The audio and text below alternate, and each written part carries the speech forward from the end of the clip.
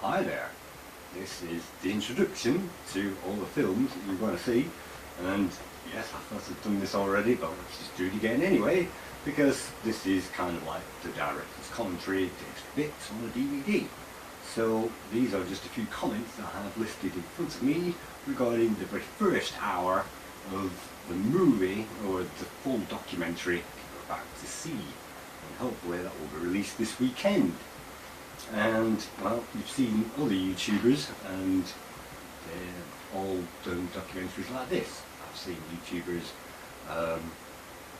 Kim Justice and Nostalgia Nerd. You may be pretty sick and bored of the history of the Amiga by now. You must remember when I started this project, well, there was nothing on the scene. I still haven't seen Viva Amiga. I still haven't seen, anything concerning with that. It's still unreleased as far as up to press. And so the Amiga years came and went. I've been designing this thing. Yes, these things really take a long time, and to the extent of my ability, because my ability isn't amazing. It takes me a long time to get anywhere near something that's acceptable. So anyway, the film that you're about to see has been covered before by different YouTubers, and I'm just peeling back yet another layer of that, just one more layer of depth that you heard already, the story of the start of the video games industry, and basically how it all went right and how it all went wrong. And there's a lot of YouTubers out there who still quote wrong things in their YouTube things, like facts, and well, we try not to fall into those traps, but as Leonard Trammell would say, all YouTube videos, all movies, all documentaries are wrong. So I'm hoping that this one will be slightly less wrong than the others, but it will still be wrong. So, bearing in mind that fact, I have had to fudge the timeline just a little bit, maybe not in the first hour of this documentary, but along the way I have had to look at the timeline, and I haven't had time to fill in everything that I could have done. We introduced Jack Trammell in this documentary, and I've mentioned, well, Auschwitz, and I didn't even have time to tell the full story of Jack Trammell in Auschwitz. Well, apparently, as the light flickers on and off, his mother and his sister were in Auschwitz.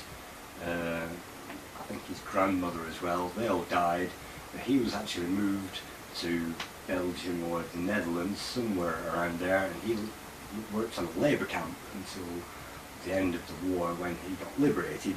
And it's there when he went into a restaurant there and ordered that meal, but he didn't order a taxi and get the typewriters until he got back to Germany. So even my documentary is skipping out a lot just to get to the points. So it makes it look like things happened really close together. In fact, he travelled over Europe to get back home before any of this happened. So a lot of the stories are condensed. And you may have heard the Osborne story before, the Osborne 1, which created the massive crash in the popularity of these things, basically called the Osborne effect. And I remember listening to the Retro Hour when I guess it was talking about the Osborne effect, and that was a massive thing over in America, so we'll be covering that. I had no idea about the Osborne effect before making this documentary. And of course things come into the script even months after I finished making the script, so not everything that I found out went into the final script of the final documentary. So, well, there are no dates and there are no banners all over this thing, because I wanted to avoid anything that was modern.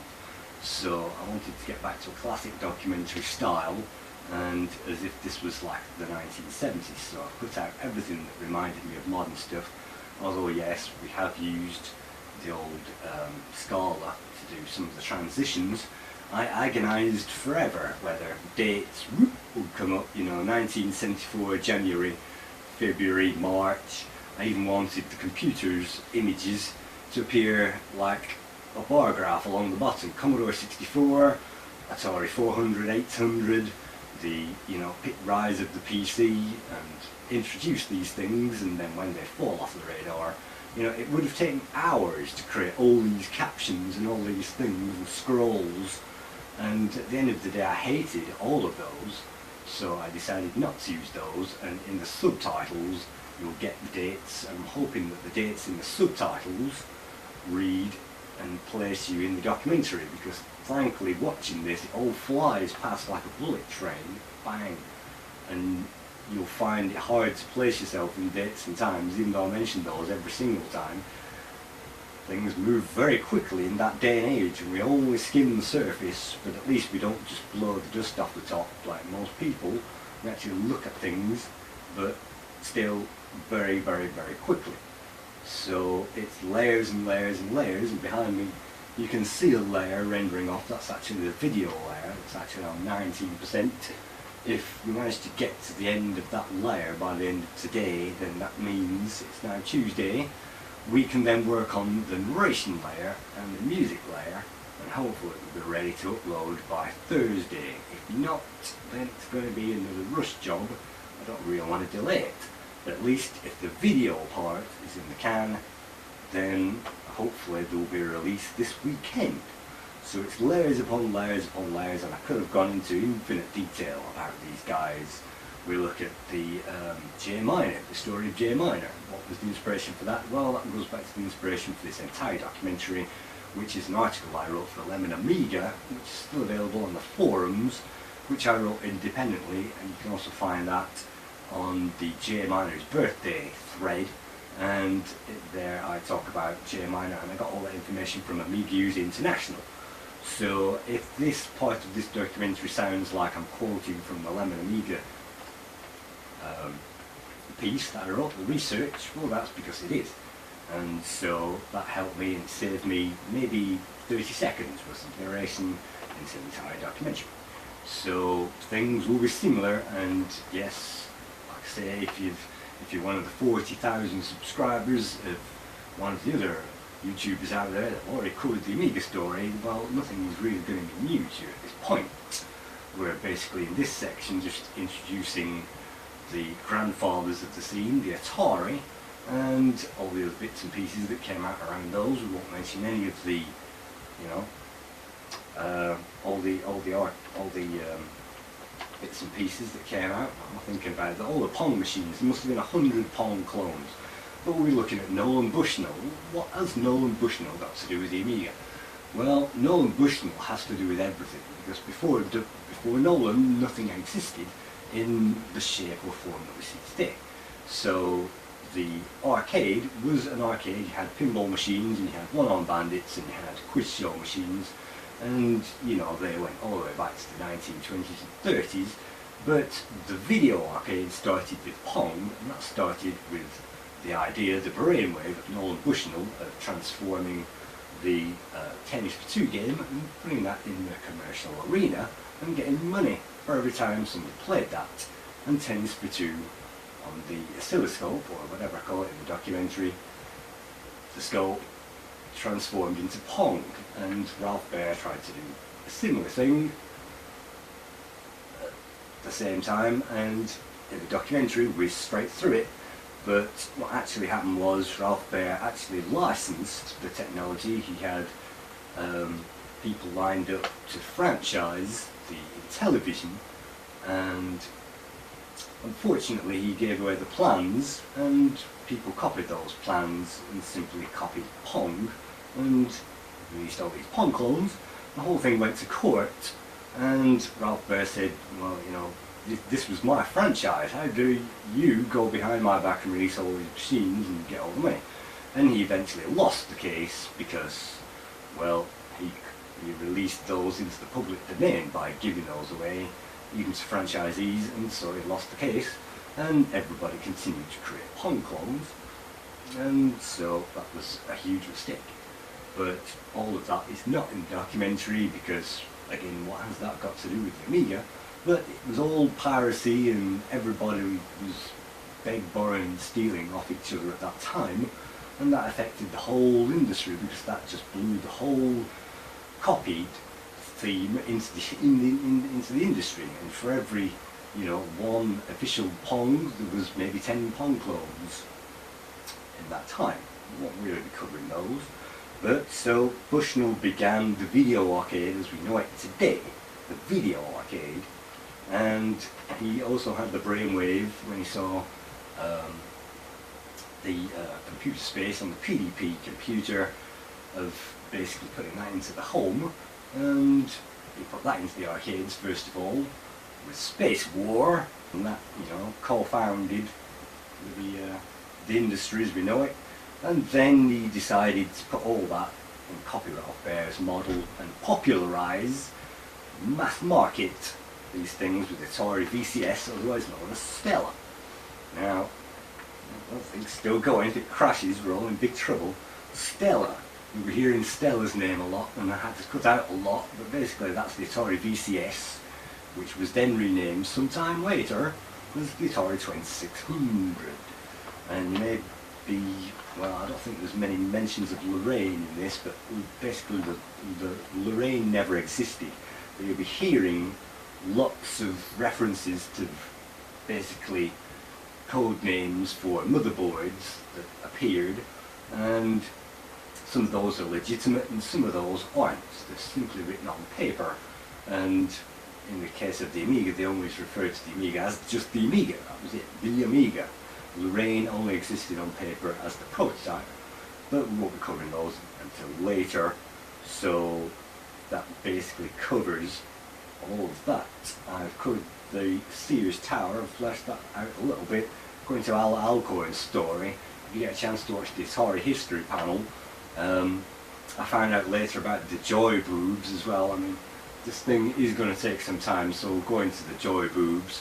When Atari was in the market, they originally created the Joy Boobs so that people would manipulate the game using these things with two nipples on the end, and you would play the game like that.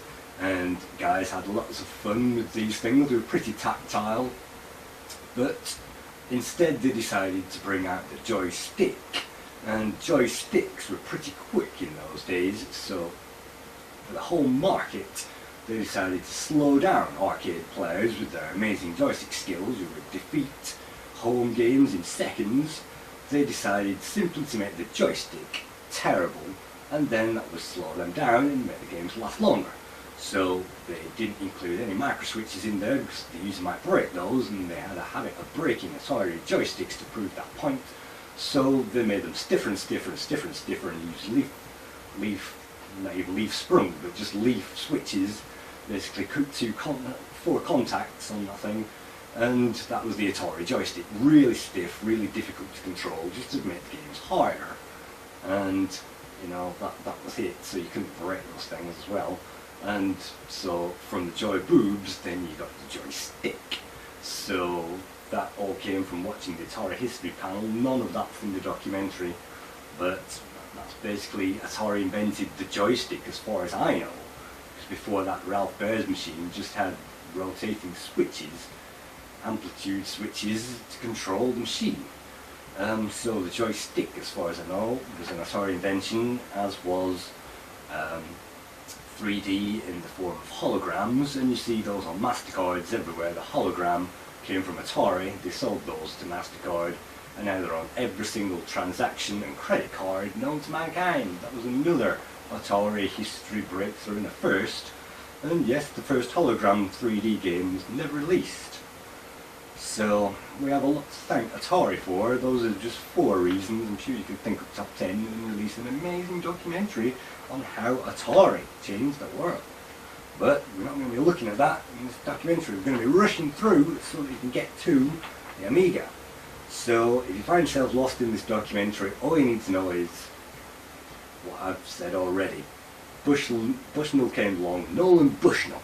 Bushnell, it gets quite addictive if you keep saying that. Bushnell came along and he stole this and he stole that, and he put that in the arcades and he put that in the home, and categorically transformed and invented the home and the arcade video games industry.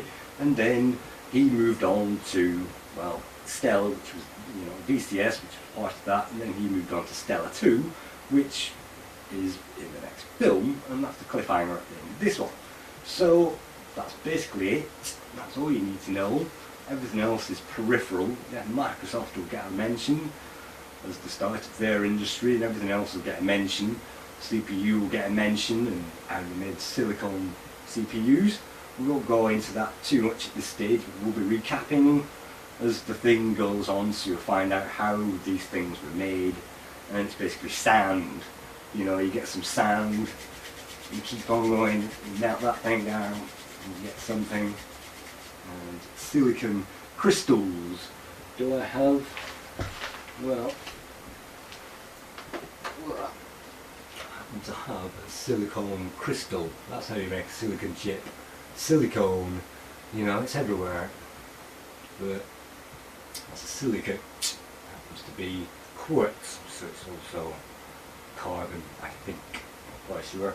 But anyway, that's what they make, silicon. And none of that is in the documentary, And yes, I promised in the Kickstarter I would make 1 hour's documentary on the Amiga, and it's turned into 4 hours documentary on the Amiga. And other guys have brought out these things since, so you might be sick of it, but I'm hopeful that after you see the whole lot, if this thing works. Well, I'm waiting here locked out of my computer, not being able to do anything for several hours today, and I can't imagine how I'm going to cope with doing several hours of nothing. Up to 26%, wow! So at this rate we're going to finish this evening, but well, those are the production notes. But before I finish, and before well, we have 15 minutes battery life left, so we just say that if this thing does not come out for this weekend, there's a very good reason, and that's because I've trashed everything that I've done on the audio so far. And that means the narration, and that's because I hated it.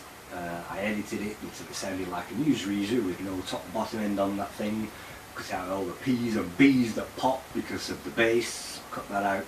It sounded so robotic, formal. Yes, it was clear, but it sounded horrible, so I cut out the last, God knows how long, 2 weeks, 2 months of work, and threw all that in the trash. And instead, what we're going to do is to go back to the raws, which I narrated originally, which are quite hissy. But at least you get the top and bottom end on my voice, and so it sounds pretty much like this, which is good.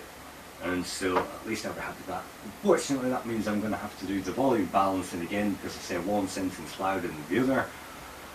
And that basically depends on if this thing gets released this weekend or not. If the picture's fine, then it's fine. If the music's alright, then the music layer, it's 50% the way there. I could spend another day on it and try to get that perfect. The music layer is not my concern, it's if you can hear the voice. If you can hear that, then it's fine. If not, well, am I happy with it? Well, I've no idea. It didn't really turn out how I imagined it. Some bits are better, some bits are worse. I wish it was slowed down, but as I said, I was trying to get through a 5-hour script in 3 hours, and it turned out to be 4 hours. So, you can't have everything. I created the dream. I wanted to know about the history of these machines, and yes, you're going to have to press pause a lot of times so that you can read these things, because we will be whizzing past those. And so by the time you've pressed pause, yes, it probably will be 5 hours in 1 hour. But that's so you can think about things and chat about things and talk about points. And as I say, not every layer of the onion is in here.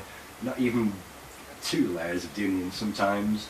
And it's a shame, because we really could have gone into this for hours and hours and hours, because this is amazing. The more you find, the more impressive it is, and the more they stole the technology and stole this technology. And in this documentary we'll see how Apple got started from taking chips from one company and beg, borrowing and stealing. I'm not sure all of Apple I's computers were actually stolen technology chips from Atari, but to hear those guys speak, they started with handfuls and then bucket loads, and then they shipped orders in and misplaced entire orders of chips to create the Apple I. So I think it was the Atari Apple I, you can fairly say. But anyway, the Apple II gained a lot of interest, I'm not sure that the Apple II appears in part of the documentary, but again, we could go into that for hours. And again, you know, they begged, borrowed and stole and leased and hired and got this together on hire purchase and, you know, buy now, pay later, and they finally got the Atari behind them and they released the Apple. So that's yet another country, a company like that. What you will see in this documentary is Intel, and of course Intel are the major rivals of Motorola, and so I can't really find much on Motorola, but it's in there. We cover that a little bit, but we cover more of it in Intel to cover the rivalry because that's fascinating. That started with Shockley and Bell telephones, and from the telephone exchange we basically got semiconductors. From semiconductors we got Fairchild, from Fairchild we got Intel, and then from Intel we get, you know, what we get today with NVIDIA core processors and things like that. So it all came from that. We won't be mentioning half of that in the documentary. The great Gordon Moore that started at the beginning and worked all the way through. I'll recap on Gordon Moore several times, famous for Moore's Law, of course. Would you be covering it all and it all and it all and again? So if you want to watch this again and again because you missed half of it, then great. You know, even I get blown away by this. My mind boggles with the things that I've just covered, just like that, just like that. And I only had just enough to cover this. I won't be using any copyright footage. I'll be tiptoeing around every single animated thing. I won't be showing Hollywood movie clips. I won't be cutting corners. I won't be showing anything that's modern. I won't even be showing many wipes in this thing because, well, fades are okay. They've been going since year dot. But wipes and things like that, I just wanted this to be black and white and like a time warp. I wanted this to be slow, but of course it just went too quickly and it ended up just being the beginning. So I'm hoping that this covers quite a lot, and in the next part you'll see even more. And any ZX Spectrum owners out there will find the next part somewhat interesting as the 2-bit and the 4-bit era goes into the 8-bit, and so it really was a chaos, hectic time, a hurricane at the time, from 1970 till 1979, and then from 1979 going in through the 8-bit, and then, you know, as soon as 1985 came along, suddenly you had the ST, the Amiga, the Apple, even the PC eventually, you know, 16-bit, and then 32, bang! It's right there, the 030's already been invented, almost, you know, before the Amiga even gets going. And the 68, 030, well, we all locked to that and it ended up in the ST. But anyway, those things were invented years before production, so those won't be in the documentary. I'm just trying to fill you in on the layers. But we'll be getting there. We'll be introducing J minor, we'll be introducing Jetramel, all the major candidates in the players of this thing. And, you know, I had to resist putting things like theatres and Punch and Judy in this because it really is funny. And if you take this as a comedy from start to end, then you'll laugh from start to end, hopefully, because it's all meant to be taken with a pinch of salt. It started from nothing, and then by the end, the map gets filled up with all kinds of companies, and that's basically the story of Silicon Valley that we have to cover. And so I won't be putting anything up, or bigging anything up, or putting anything down per se, unless it turned out to be a flop, and then that's no problem. I won't put in any of my perspectives in there. I won't be depicting Jack Trammell as a ruthless businessman, and yes, I have lost most of my remaining hair pulling it out over these few months creating this monster which is out of control. So yes, we will be covering the major candidates in this, and covering Nolan in this first part. We're really seeing him after that, and well, the major players on the scene as they come and go and use that technology. So we have now 4 minutes of battery life. We now have 29% complete on the video. Touch wood, as I say, if I get a blue screen or if this thing crashes, So then you probably won't be getting to see this weekend. Am I sick of it? Well, sometimes I have a massive feeling in my stomach, particularly when I see other documentaries covering this stuff already. I think, what is the point? People are sick of this stuff. Why have I just spent all this time working on this thing? It doesn't even cover the points that I'm covering in this short clip. Why? What is this? You know, have I done enough? Is this my life's work? But you can't compare yourself to other people. That's the golden rule of photography, of art. You can't, otherwise you wouldn't get anywhere. You think you are absolutely rubbish. And it's not until you get the reviews that you can say whether it's acceptable to the majority. It doesn't have to be acceptable to me, although I do have a high standard because I'm not an idiot. I do want to watch something that's interesting. I don't want it to be boring for a second. So that is the point, and so that's what I've tried to do.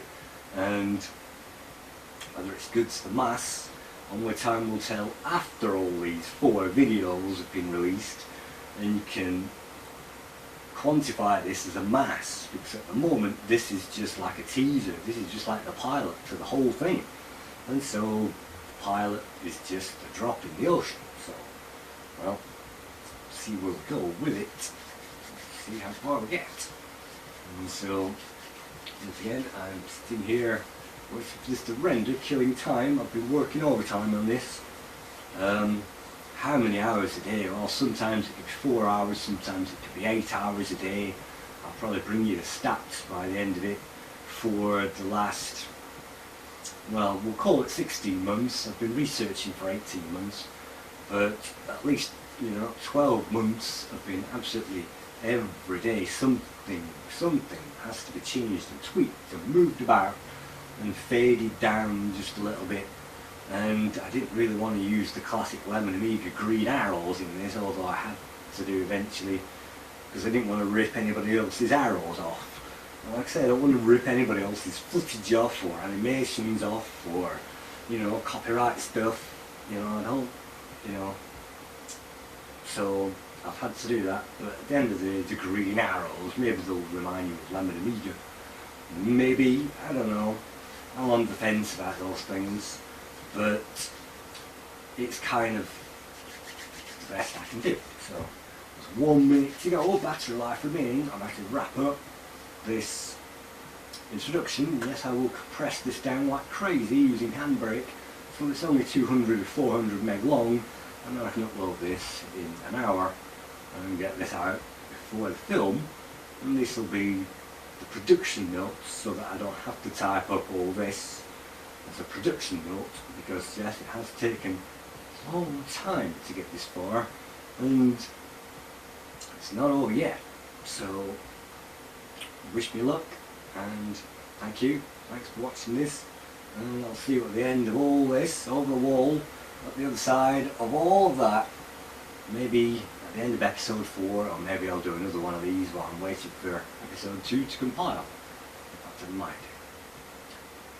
Thank you.